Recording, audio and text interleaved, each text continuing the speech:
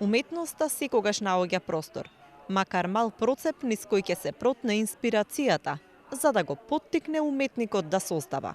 Изразувањето низ бои и визуализации е природен одговор на авторот на речиси сите важни и неважни прашања, а по некое непишано правило, токму уметникот постојано е во криза.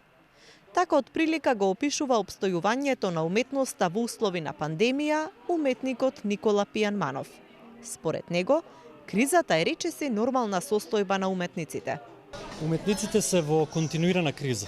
Тие се секогаш во криза.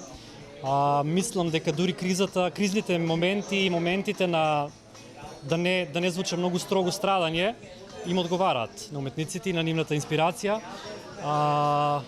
Лошо е кога уметникот ќе се адаптира на светските услови, на светската благосостојба и мислам дека секојаш треба да има искрење, еден критички осврт, еден момент на запоставеност, на изолација.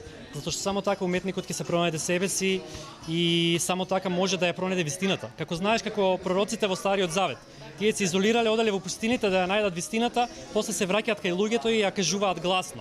Да. Така некако. Но секогаш ќе најдеме, во секое време ќе најдеме и простор, и време, она што го создаваме да го изложиме. Мислам дека тоа не може да престане.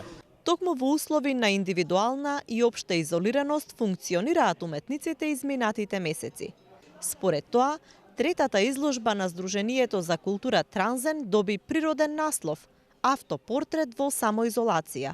Себе наблюдување и себе изразување во време кога сите се свртени кон себе, принудени да се наблюдуваат од дистанца.